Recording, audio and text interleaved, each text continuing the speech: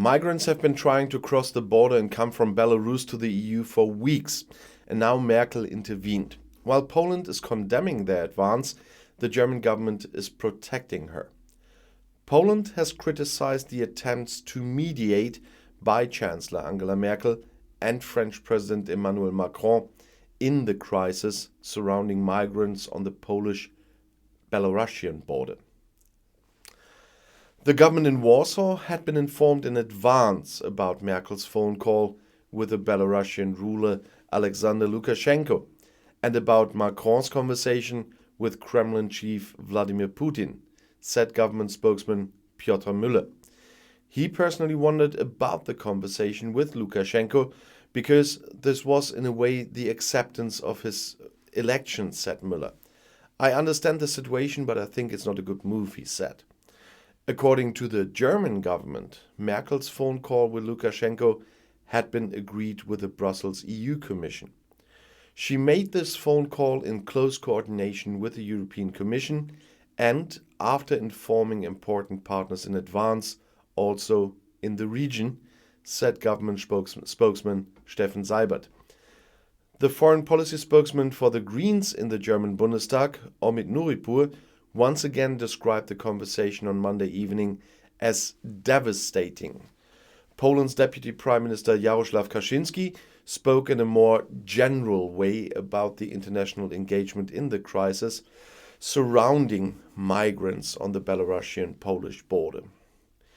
You have to consider that internationalization is certainly necessary, but not in such a way that you talk over our heads. And such proposals are made, said the head of the National Conservative ruling party, PiS. If international efforts fail, Poland will have to reckon with a deepening of the crisis and even greater audacity on the part of our opponents, he warned. Government spokesman Seibert called the situation of migrants at the border dramatic. In order to improve this worrying humanitarian situation for thousands of people, it makes sense to speak to those who have the opportunity in Minsk to change the situation, even when it comes to a ruler whose legitimacy in Germany, like all other EU member states, is not recognized. The Chancellor represented well-known EU positions in the conversation. Merkel had called Lukashenko on Monday evening in view of the plight of the migrants. According to a report on Belarusian state television, the conversation lasted about 50 minutes. It was Merkel's first conversation with the ruler since the controversial presidential election on August 9th last year in Belarus. The EU does not recognize Lukashenko as president. The background to this is massive allegations of fraud in the election and the actions of the Belarusian security forces against peaceful demonstrators and civil society.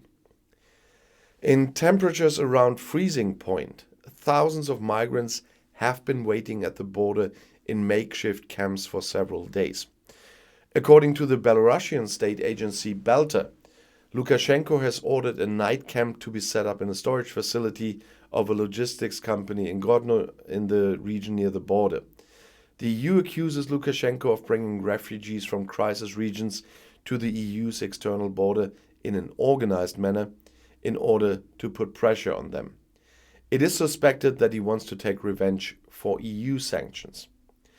The Polish government does not expect the refugee influx on the border with Belarus to be resolved quickly.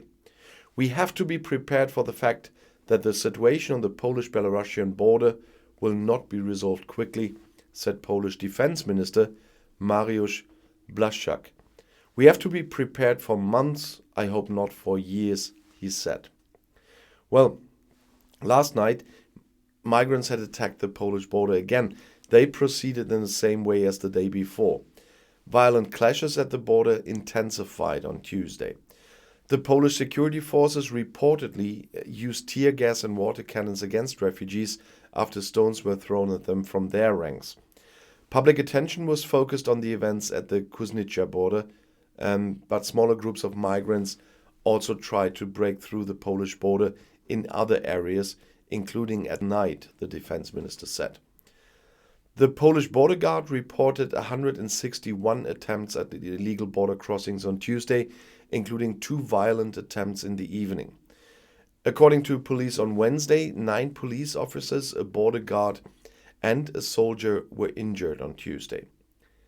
As I said, the EU accuses the Belarusian ruler Alexander Lukashenko of deliberately smuggling refugees into the border area with the EU in order to avenge previous sanctions decisions of the European Union. And of course, Minsk rejects those allegations. But despite some fierce criticism I mentioned before, Chancellor Angela Merkel spoke again on the phone with the Belarusian ruler Alexander Lukashenko about the situation of thousands of migrants on the Belarusian-Polish border. Merkel emphasized the need for humanitarian care and return opportunities for those affected to take place in cooperation with the United Nations Refugee Agency and the International Organization for Migration. That was announced by government spokesman Stefan Seibert. The Belarusian side said it had been agreed that there would be talks between representatives of the EU and Belarus to resolve the problem. Merkel and Lukashenko, as I said, had only spoken to each other already before on Monday, and there was enough criticism because the EU has not recognized Lukashenko as head of state.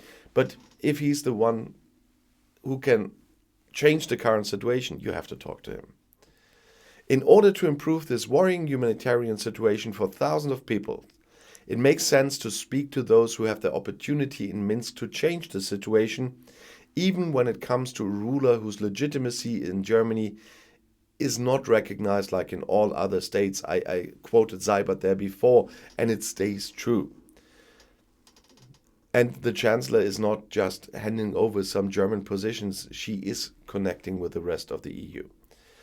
And according to Polish and Belarusian sources, the authorities in Belarus have started to bus some of the migrants away from the border. Dmitry Shevtsov, General Secretary of the Belarusian Red Cross, told the German press agency at the border point that the people had been driven to a children's holiday camp nearby. And I saw video footage from that company site I mentioned earlier in the video. The majority of the people are still in a tent camp and in that warehouse that have been converted into a night camp near the border. According to the Belarusian border guards, buses should also be organized to Minsk for people who wanted to fly back to Iraq from there. I heard a number of 120 or something. However, it was initially unclear when such buses could run. I've received the information that Lukashenko has provided the first buses that the migrants get on and drive away. The tent camp near Kuznica is empty, said Poland's Deputy Interior Minister Maciej Wasik, and he told that to TV Republika on Tuesday.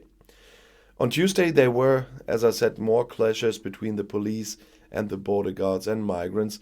And meanwhile, the EU made 700,000 euros available for humanitarian aid for the people in the border region. The EU Commission announced that 200,000 euros went to the International Red Cross and should be invested in food, blankets and hygiene kits.